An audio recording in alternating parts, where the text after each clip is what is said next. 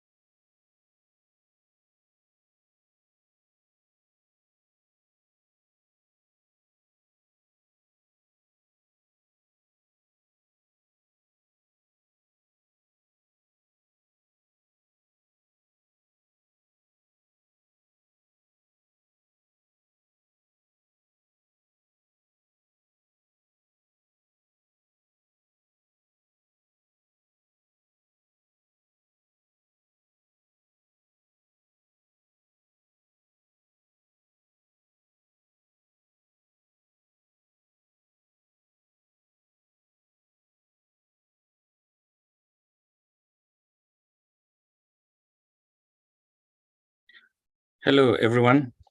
Allow me to thank you for joining us for this session, Trust Talk number 10, discussing about the changes brought about by the new ISO 27001 version 2022. Today, we are privileged to have a very experienced panelist who will be taking us through the opportunity.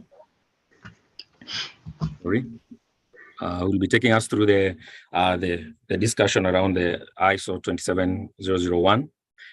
So allow me to just take you through what we'll be covering today. So the first section will be just an introduction. Then the part 2 will be doing the discussion, that is the context of evolution of the ISO 27001. Then the main changes.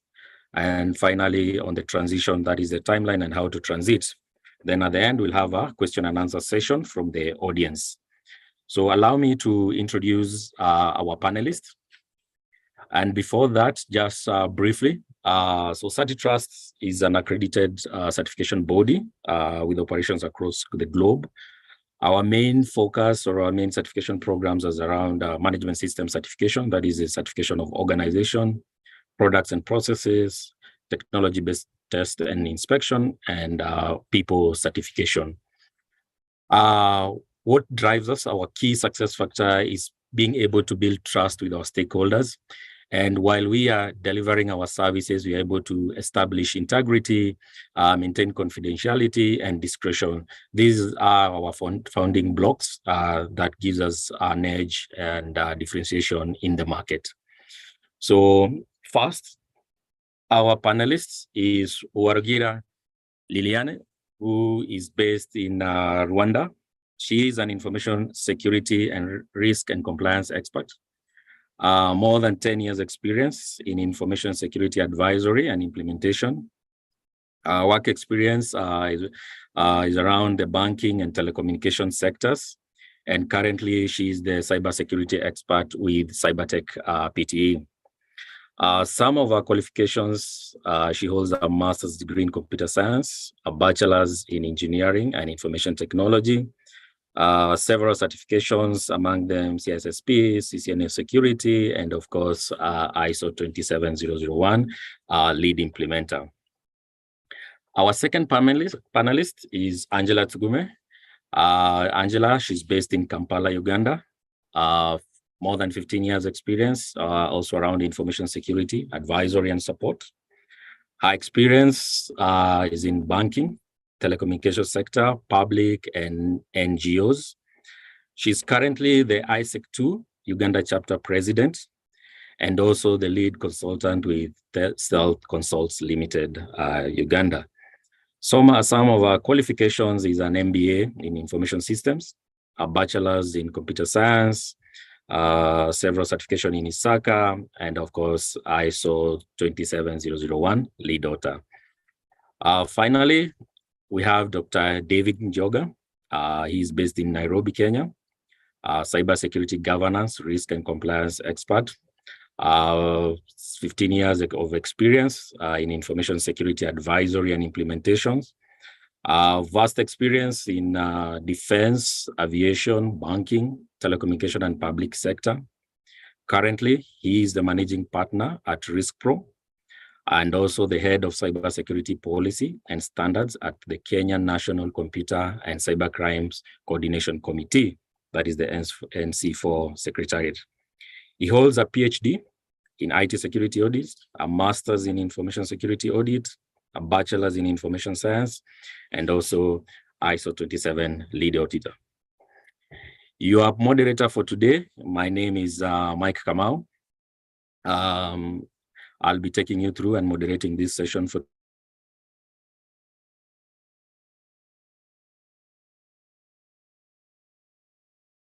Let's dive into the conversation. And I think our first conversation will be around the context of evolution of ISO 27001. The panelist who will be taking us through here is Dr. David. So Dr. David, welcome. You can guide us through. Thank you very much, Mike, for that introduction. And it's also an honor. Let me also appreciate the audience who have joined us for this discussion or around this important standard of ISO/IC 27001 of 2022. I think globally, organizations have really grown, from the traditional age of, the manual information processing to the great automation. Again, people are appreciating the value of information insofar as adding value to the core activities of businesses. We talk about both commercial and non-commercial activities undertaken by various organizations. I know our audience is varied in terms of the activities that they do in their organizations. But again, all of them, we appreciate the fact that they are all concerned about improving stakeholders' values. By stakeholders' values, every organization is geared towards, improving or adding value in terms of, if it's commercial, improving revenue and therefore dividends for the shareholders. If it's public sector, we are looking at efficient and effective delivery of services to the citizens, and so on and so forth. Now, looking at the various businesses in various verticals, say financial sector, there's really stiff competition, and every organization is having a rush for global competitiveness. And global competitiveness is achieved through, the adoption of best practices, adoption of standards for quality management, and having an improved business assurance environment so that the business or the organization is focused more on lean ways of achieving its objectives, less disruptions to its operations. At the same time, of course, from Stone Age and all that, we have moved drastically to the technology or the computer age. Now we are in the smart age where we are depending on quality information to support very drastic and very sensitive business objectives. Now, because of that, again, we have seen, a lot of standards based both local, in Kenya, we also have our local Kenyan standards in the region of East Africa, continentally, globally. If you go to Singapore, parts of Europe, you go to US, Canada, there are local standards, there are local or regional frameworks, and all that. So all those are, we are talking about a great proliferation of these standards, frameworks, and global best practices. Therefore, these also bring a challenge to organizations in terms of which one is which. If from Nairobi, where I sit, I see one framework as the best, somebody in, say, Austria or Italy or Canada or Morocco looks at a different framework as the best, then again, we see quite some a diversity within the ecosystems. Again, because of the demand for efficiency, we are increasingly automating businesses. We are digitizing our records as well as digitalizing processes. I think public sector organizations are running after the private sector organizations who are ahead in this race in terms of managing their records and their process using digital technologies which are running on digital platforms. We've seen also over time that the more information that we capture and retain for our operations, the more vulnerable we become due to the breaches that go with them. And some of these information security breaches have got huge impacts that could be commercial, that is loss of revenue. Some of them could lead to a disruption of businesses. Some of them will lead to breach of customers' privacy, and so on and so forth. Again, that has also necessitated the development of very harsh regulatory environments that we need to comply with. Now, looking at that again, we wish to appreciate the development of the ISO/IEC 27001 standard that is the subject of our discussion today. Mike, if you could just move to the next slide, please. So ISO/IEC 27001, I just talked about the proliferation of various standards, various frameworks, and so on and so forth. Again, that has brought what I would call best practices chaos within organizations, where many organizations are spoiled for choice, which one to consider and which one not to consider. Now, consequently, we see ISO coming in, and this standard that we are talking about today has actually had a long evolution from 1995, when it started as BS 7799 by the British standard. That has evolved with adoption of the first ISO/IEC 17799 in 1998. It has gone further in 2005 until it was adopted as ISO/IEC 27001 in 2005, and later on it was further improved in 2013. And today we are talking about the revision of that ISO/IEC 27001 to 2022 version with its various components that we need to appreciate. Now, this evolution, of course, has taken place because of the dynamic nature of enterprises, the dynamic nature of the regulatory arrangement, as well as the other factors that we, as members of various enterprises, continue facing. Therefore, agility is important. Every organization always must change how we do our business as part of continuous improvement of services. Therefore, ISO and IEC have also been cognizant of this fact and have been continuously improving on the ISO 27001 standard.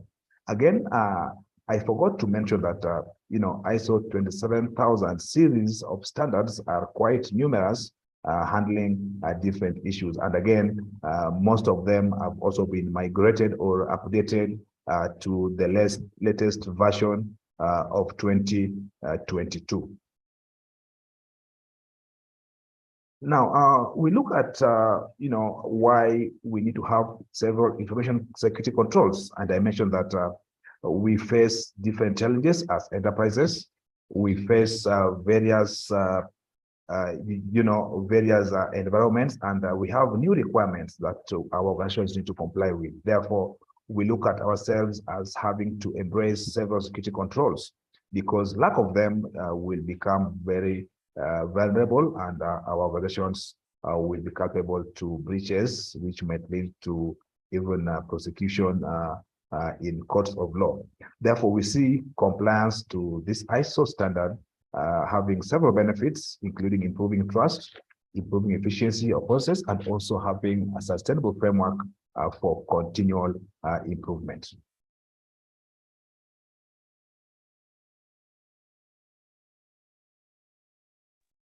Thank you, David. That was a good insight in terms of the evolution. Next, we'll jump into the main changes that has happened with 27002, 27001 version 2022. And the panelist to take us through is Angela Tugume. Please take charge. Thank you very much, Mike. David, thank you so much for the brief history of the ISO 27001 standard. Now, we know that this standard, it's been almost a decade, 9 years since 2013, since the 2013 standard. And because of the great threat landscape, since that time has changed significantly, we have new technologies like cloud computing, the Internet of Things, artificial intelligence, and these have all introduced new security risks that need to be addressed. Then above all, cyber threats have become more sophisticated and frequent. Then we've seen a significant increase in the number and complexity of regulatory requirements related to information security.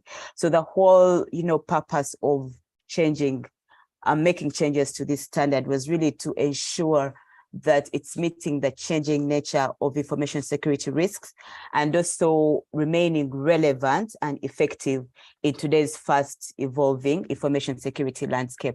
Now, you may be asking yourself, as an organization, the changes that have happened to this standard, how do they affect me as an organization? So let's look at the overview of the changes and then their implications to you as an organization. So one, there's a greater emphasis on a risk-based approach. And now that means that as an organization, you will need to demonstrate a clear understanding of your information security risks and also have appropriate controls in place to mitigate those risks. Number two, the scope of the standard has been expanded to include areas such as business continuity, privacy, and supply chain security. So that means that as an organization, you'll need to ensure that your ISMS addresses not only the traditional information security concerns, but also these new areas as well. Integration with other standards, like you heard from David, this was migrated from BS. So this ISO 27001 2022 standard has been better aligned to relate to other standards for privacy management, that is ISO 27701, business continuity management, and supply chain security management. So as an organization, you will need to ensure that your ISMS is integrated with other relevant management systems and that you can demonstrate compliance in multiple standards. Enhanced leadership and governance requirements, these have been enhanced. This will mean that as an organization, you will need to demonstrate that your top management is, actively engaged in overseeing and supporting the ISMS. So this strong governance and oversight of the ISMS must be there. We also have improved clarity and consistency. So the changes to there've been quite a bit of changes to the structure and wording of the standard to make it easier to understand and apply, as we'll be seeing later. So for you as an organization, this means that you'll benefit from a clearer and more consistent standard that is easy to understand and to apply. Mike, the next slide. So basically, in conclusion, the changes that we're going to talk about in the next few slides still reflect the evolving nature of the information security risk, like I've already said, and the need for a more proactive and holistic approach to information security management. So as an organization, you'll need to adopting this standard, you'll benefit from a more effective and efficient ISMS that is better aligned to your business objectives and risk management strategy. So let's jump into the nitty-gritties. What has changed? First of all, the name itself has changed. Mike, if you could go back to the previous slide. So the name itself has changed from ISO 27001-2013, Information Technology Security Techniques, to ISO 27000-2022, Information Security, Cybersecurity, and Privacy Protection. Now, this name reflects the broad intention of detecting, preventing, and responding to cyber attacks and protecting data in general. Of course, the pages have also changed. The new standard is just 19 pages compared to 23 pages of the old standard. Mike, the next page, please. So basically, what has really changed? The structure. So we've moved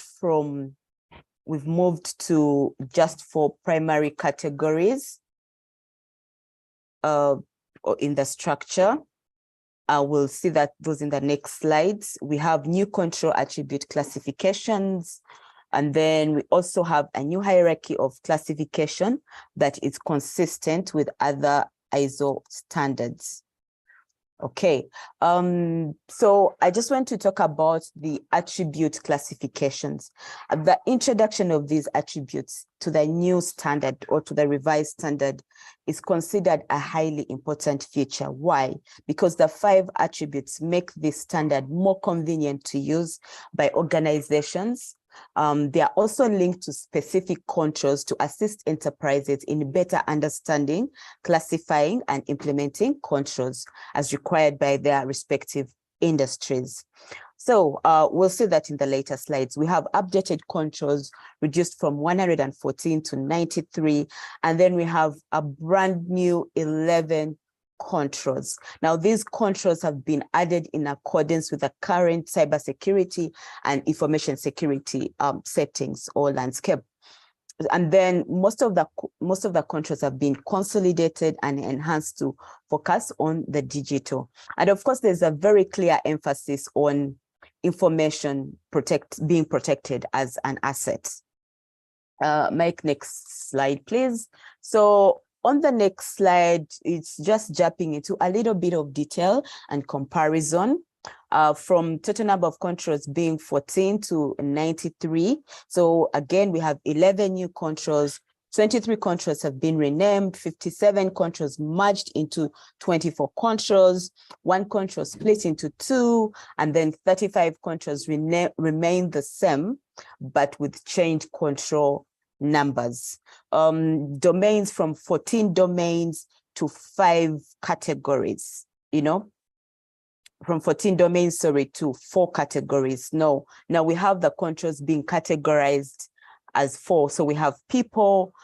Anything that concerns individual people is under people. Anything that concerns physical objects is under physical. Anything that concerns technology is under technological. And everything else is categorized as organizational. So those are 8 controls for people, 14 for physical, 34 for technological, and 37 for organizational. Then the attributes that we talked about previously, the 5 attributes, we have the control type. This is is it preventive? Is it detective? Is it corrective? And if you've been in the cybersecurity space for a while, this is a very common control type. Information security properties, the famous CIA triad: confidentiality, integrity, and availability. Sorry, Angela, we are losing you. Okay. Can you hear me now? Yeah, I can hear Angela clearly. Okay, perfect. Thank you. Yes, we can. Oh, perfect. Yes. So then we have the cybersecurity concepts: identify, protect, detect, respond, and recover. You'll notice that these have been borrowed from the NIST. We have operational capabilities, and then we have the security domains. Okay. Next slide, Michael, if you may. So the next slide really just highlights where the new controls have been added. So technological controls takes the bulk of the new 11 controls, and one in physical, which is physical security monitoring. You have organizational controls, you have threat intelligence and information security for use of cloud services. So again, new technologies come in there. You see the cloud services in there. Next slide, Michael. I'll just give an example of an attribute that we've been talking about. For example, you will have a control type as preventive. The information security property will be confidentiality, integrity, or availability. And what's the cybersecurity concept will be identifying, and operational capabilities, that's governance, and then security domains, that will be governance and ecosystem or resilience. So we're talking about policies for information security. Just an example of how you'll apply the attributes in your organization. Next slide, Michael. So the next slide is going to talk about some of the major changes that we may call major, and some of the not so major changes that we call minor. So one, we have the major changes revolve around expanded detail and guidance. The key one in here is that we've introduced a new clause, which is planning of changes, which was not in the previous version. The notable is also 9.2 clause has been split into two. So we have general audit and internal audit. Yearly, it was previously internal audit. 9.3 management review has been split into three. So we have 9.31 general, 9.32 general review inputs, 9.33 management review results. Then the rest of the minor changes. Now, it's key to note that clauses 4 to 10 haven't changed significantly in any way. The titles and the order of the clauses have remained the same. We just have a few additional contents, changes in terminology, restructuring of sentences and clauses, just to make everything more clear. Clause 10.1, clause 10.2 has been renumbered in the new version, and then updated in the new version is 4.2 clause, 4.4, 5.2, 5.3. So as you can see on the screen, but I just want to highlight 9.1 on monetary measurement and analysis. So in the new version, performance evaluation requires organizations to establish a process for monitoring, measuring, analyzing, and evaluating the performance of their SMS. The new standard places more emphasis on performance metrics and requires organizations to use performance data to continually improve the effectiveness of their ISMS. So there's a lot of data here that we need to be able to use to improve performance. And you know that every day in our lives, we need data, to measure whatever it is that we'd like to measure. Okay, the next slide will talk about the way forward right now. So if you are already implementing the previous version, the 2013 version, what do you need to do? So you review and update your standard statement of applicability, review your risk treatment plan and align it with the new structure and numbering of controls. The structure has changed, the numbering of controls has changed for some. So review and update that, then review and update the ISMS management review procedure, your inputs, review and update the IS objectives and the monitoring, measurement, analysis, and evaluation procedure, review and update the information communication plan, review and update other policies, standards, and procedures where necessary, and also review and update checklists and questionnaires used for audits, both internal and external. And then lastly, evaluate and possibly adopt third-party security tools, for example, governance, risk, and compliance systems or SIM systems, to ensure that the records you are using to demonstrate compliance support the new requirements. Mike, over to you. Thank you, Angela. That was brilliant. I bet we'll be having some questions, some clarification at the end of the session. So we jump into the last session or the last section where we'll be discussing the transition timeline and how to transit. Take us through this will be Lilian. Lilian, you can take up. Yes, Mike, thank you. So we're going to be talking about transition and timeline and how to transition. So the transition, transition will be done over 3 years. It started October 2022 and it will end September 29, 2025. So this new version was released September 2022, and companies can still be assessed and certified against the old version, which is 2023 until December 2023. So it's just this year. So in March 2024, after March 2024, organizations will not be able to be assessed and also certified against the old version. So organization can only be certified, assessed and certified against the new version after March 2024. The certificates on old version, that is 2023, shall expire on the 29th September 2025. So that means all organizations will have to be on the new version 29th September 2025. Next, please. Next slide. Okay.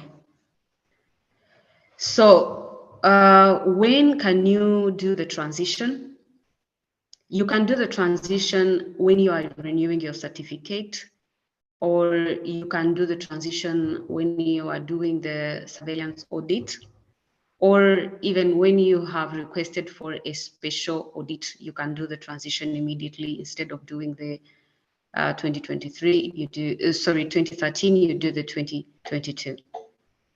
So how do you make a decision to implement the old version, which is 2013 or 2022? So right now, for the organizations who want to implement the ISO 27001, they need to be able to make a decision whether they implement the new version or the old version. So you have seen the timelines, and the question you need to ask yourself is, when is the target date when we want to be certified? And are we going to start immediately? Are we sure that by December we will have completed the certification processes? So it's that is how you will be able to decide whether you go for the new version or the old version. Next.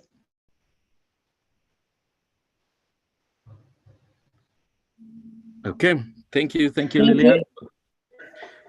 So here, what we are looking at is how can Certi-Trust help you? Because I believe these are some of the questions the team or the audience will be asking.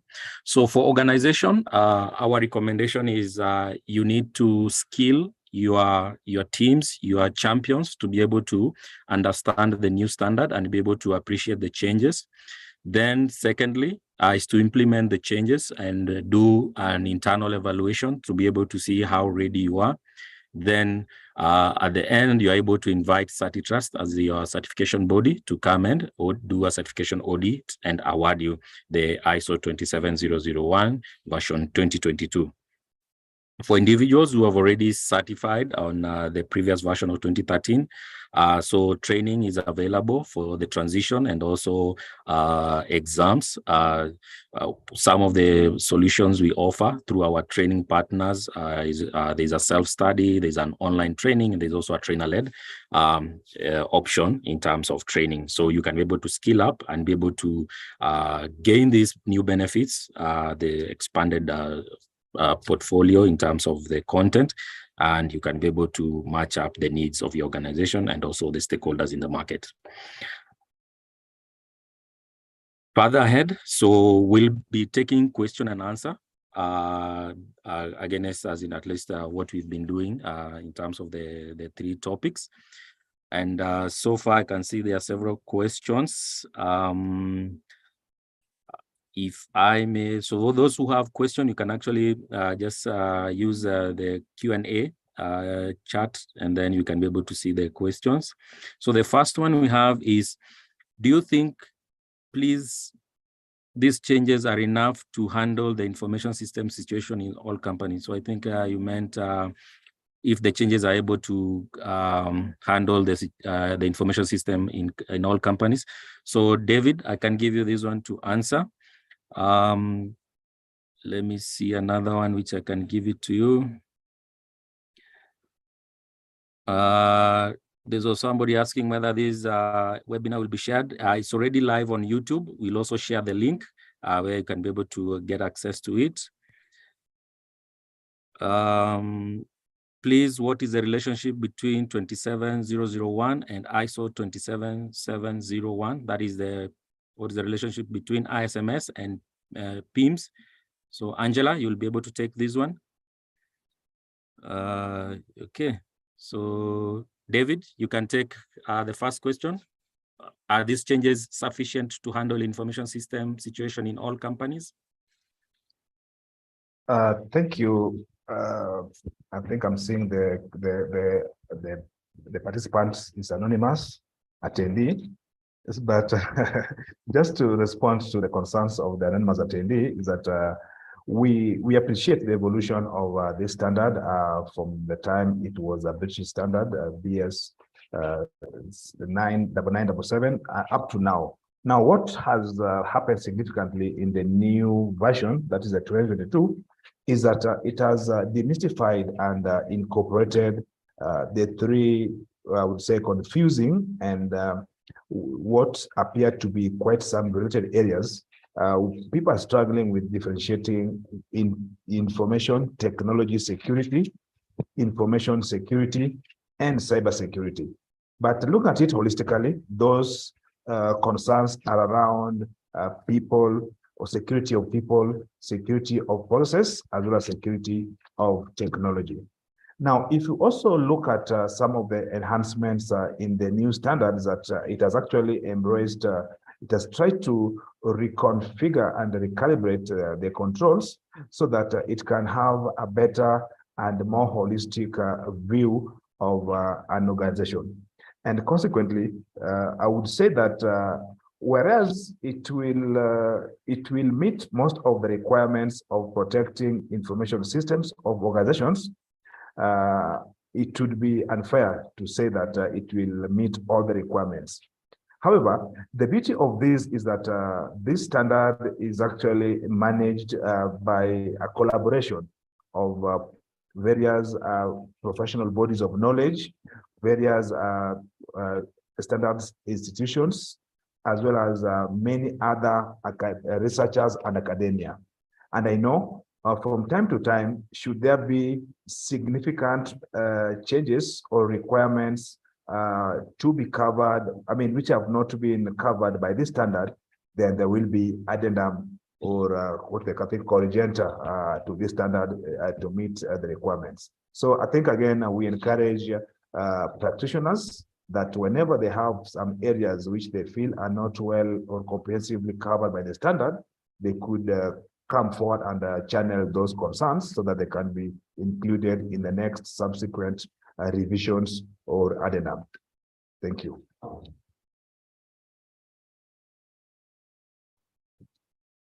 Thank you, David. So I'll take on the next question. But before I take on the next question, I'd just like to give comfort to the previous question that David has just responded to. The reason we've had also a revision of the 2013 version is because of the feedback, that has been coming from users of that standard. It's been in use for such a long time, 9 years, and that feedback has helped improve and make the 2022 version better. And also a very, very key thing to note, the 5 control attributes that are in the 2022 version enable organizations to integrate with other security management systems and frameworks, So remember, we talked about the cybersecurity concepts of identify, protect, detecting, responding, and recovering. You're looking at NIST there. So having those attributes actually will enable you as an organization to integrate with other security management systems and frameworks as well. So that's the beauty of the new version. So to the question that was in the chat, let me just go to the chat and pick it up. What's the relationship between ISO 27001 and ISO 27701? So ISO 27701 is a privacy add-on to ISO 27001. So ISO 27001 will establish a framework for an organization's ISMS. Then ISO 27701 will expand that ISMS and create a privacy information management system that's in short called PIMS. So in so few words, the PIMS standard or the ISO 27701 standard will cover the methods an organization has for collecting, processing, storing, and destroying personally identifiable information, PII, by showing you how to design, set up, manage, and continually improve your PIMS. Okay, I hope that answers the question. Mike, over to you. Okay, thank you, Angela. We have a few questions on the transition. So one, please repeat the slide on transition for both individuals and companies. Then we have, can organization operate both 2013 and 2022 versions simultaneously during transition? Shed more lights on timelines. From MTN Uganda, the training for ISO 27222 will be required. The timelines are very tight to transition. Kindly advise. Okay, so let's tackle those ones. I think Lilian will be able to tackle, and also the other panelists, they can be able to chip in. So let me just move to the slide on transition. Okay, so this is the part. So Lilian, you can be able to shed some more light. I think the question is around, are you able to do both 2013, 2022 at the same time? Then the other one is on the timelines being too short. How do they manage it? Yes.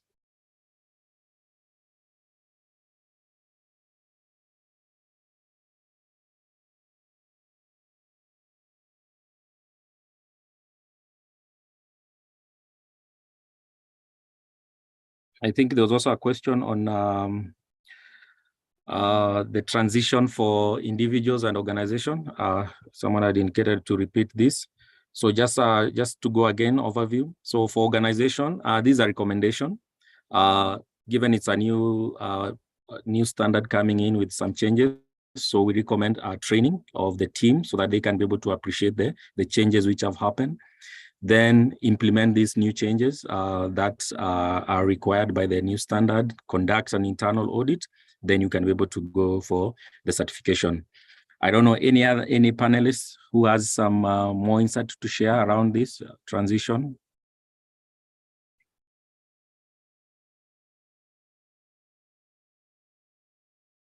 Thank you, Mike. I'll chip in.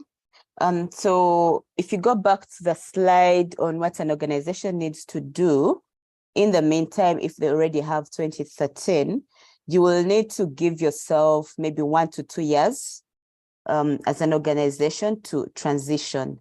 And there's a slide on way forward.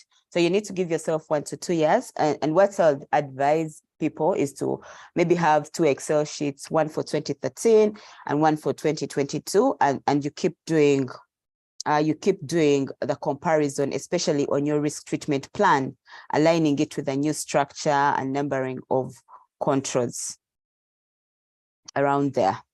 Yeah, and then updating policies, checking checklists, and making sure that you're really in compliance. So it's not such a big change, but it's moderate change that you'll need to do. So 1 to 2 years, you'll be good to go. Over to you, Michael. Okay, then in terms of timeline, just remember, you have all the way to 2025, September, for you to do the transition. So there's still sufficient time for you to do the transition. Okay. I think we have some more minutes. I think we can do another 3 questions. So the other question is ISO 27001 certification sufficient to meet GDPR? So I think, Angela, you'll take this one. What are the main challenges, difficulties that you see organizations facing when attempting to implement the transition? Then Masharia is asking, do you offer professional membership? So that one I can take. Where can I get national data on cybersecurity?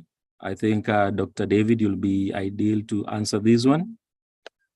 So, Angela, any challenges you foresee? Okay, so let me go back to the first question of if implementing ISO 27001 helps you comply with the entire GDPR. No. Having the ISO 27001 certification will help you satisfy one of the requirements of the GDPR.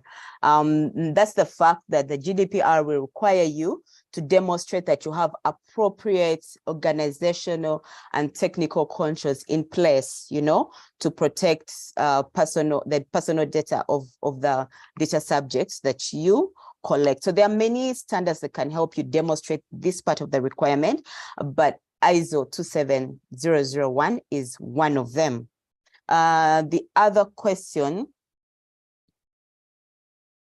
is challenges in implementing 27001 2022. I'll just flip it to this side. If as an organization you have already implemented the previous version of 2013, then you have gone over some of the challenges. If as an organization you have not yet implemented any ISO standard, you've not yet implemented ISO 27001, then as always, the biggest challenge that you have is convincing your board or your top management that information security is a critical business issue, so that's so that then you can get the buy-in and you can implement it. Because remember, in 2022 and also in 2013, governance is very, very key. So that buy-in from your board, from your stakeholders, from your management, top management is very critical. So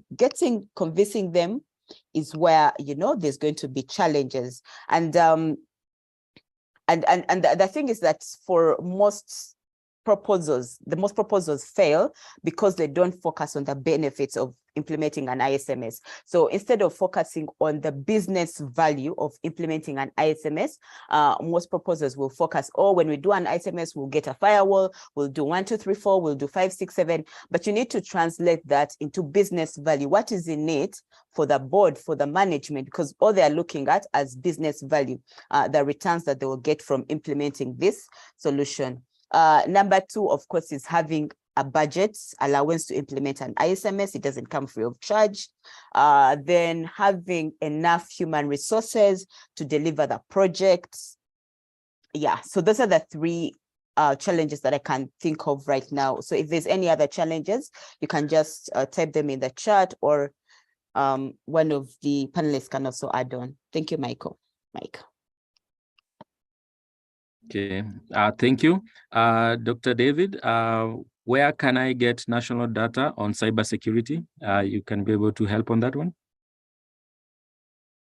Thank you very much. And I think, yeah, the question is quite broad, but maybe, I don't know, the question is from, you said from John or from, yeah, in Kenya, where I am and from where I sit, we look at there's a national coordination framework for matters cybersecurity, and that is the National Computer and Cybercrimes Coordination Committee, which also coordinates the other agencies and entities within the cybersecurity protection space. What the question is not clear on is which kind of data, because again, the various types of data that is collected, analyzed, and reported on, beginning with cyber threats, vulnerabilities, attacks, and many others, including even the cybersecurity capacity, the skills, requirements, and so on and so forth. So I think within Kenyan space, you may get this information from the National Computer and Cybercrimes Coordination Committee, where I work as the head of cybersecurity policy and standards. And again, you can also look at our portal nc4.go.ke, which also has gotten a platform for reporting cyber incidents. We also have the Communications Authority, which also has a portal for the Kenyan SAT, also generating reports on cyber security. So I'm not able to really pinpoint the exact information you can get where, but I would say those are the main entities in the Kenyan base that deal with cyber security reporting, and therefore you'll be able to get various types of data from the mass of data that they gather. And this can also be effective only if we also encourage you and other members of the ecosystem to be reporting cybersecurity incidents. Thank you. Thank you, David. I think this one I'll give Lillian. Lillian, based on your experience in implementing ISMS, there's a question here. How long will it take an experienced consultant with informed champions to align an old ISMS to changes that are going for the first certification audit? So basically, how long will it take to implement an ISMS on the new version? So I would say it depends also on the processes in the organization, but average is 6 months. Okay, thank you. Yeah. I can see there's a request to share the slide. Yes, we'll be sharing this one. I think the email addresses you provided. And then also we've provided also our contact. If you need further detailed information, we should be able to provide. The other question is, can organization be certified without any internal staff being ISO 27001 2022 certified? So the requirement of the certification audit is that you need to show that your staff have been trained. So you can have the champions or the internal staff being trained and they've not sat for the certification exam, and still you can be able to continue with the journey. Certification gives you added advantage. It gives you more leverage, but you can still be able to continue with this one. Let me see if there's another question. I think we've tackled most of the question. So I think for this time, I'll give a chance to the three presenters to give a comment just as a closing remark, then we can call it a day. I'll start with Angela. Thank you, Mike. Just to say thank you for inviting us for this webinar and for the presentation, and to the panelists or to the attendees. If you have further questions about transitioning to the 2022 standard, you can always reach out to us. And if you're organization has not yet implemented the ISO 27001 standards and is seated on the edge, I hope you really decide to, to implement that standard sooner than later, because it helps in a lot of things right now that it covers so much more, including data protection and privacy and Internet of Things and cloud computing. So I think it's a standard that will be very good for your organization. And there's a myth that this standard is only for large companies. No, you can implement this standard for any size of company, any type of company, any size. You just have to be sure to scope it right and, to align it to your processes and, make the standard work for you. So it works for all and any organization. Thank you very much. Over to you, Michael. Thank you, Angela. Lilian? Thank you very much. Thank you, everyone who has been in this webinar. Yes, I think Angela has said it. If you need any help, you reach out to us. Thank you very much. Thank you very much. David? Thank you very much for this opportunity and for all the participants being with us to unwrap this new version of the standard. I think just like Angela mentioned and emphasized that this is a good standard to embrace because it will really improve the information security posture of the organizations. From some research, when you have a secure information security environment, then it reduces almost 60% of your operational challenges. And then now you focus on your core objectives. Again, I would like to encourage you to, distance yourselves from the myths that ISMS implementation is expensive. I think there are several cost-effective approaches that you might explore to enjoy the benefits of ISO/IC 27001 at various levels. The minimum you can do if you don't have budgets for implementation is to baseline. Just look at those controls and start developing them, because a lot of them can actually be developed internally. These are standards, policies, procedures, guidelines, and the required documentation, as well as the required information security awareness programs. At the end of the day, let's all focus on improving the information security culture within our organizations, because it makes our organizations stable, it makes our countries also secure, and improves our regional information security environment that will enable a regional, a continental, and a global business environment. Thank you very much. Thank you, David. Much appreciated. So on behalf of Certi-Trust and the team behind the scene who have made this possible, I want to say thank you. Thank you to the audience. We usually have a YouTube channel, Certi-Trust, where we also do other topics, business continuity, privacy. All these would be an interest for you. So this is just one of the content we discuss. So you can follow us. You can be able to get more information. You can be able also to reach us on the contacts on the slide. And I want to wish you a good weekend which is coming up. And thank you so much for taking your time to be with us. Thank you and have a good day.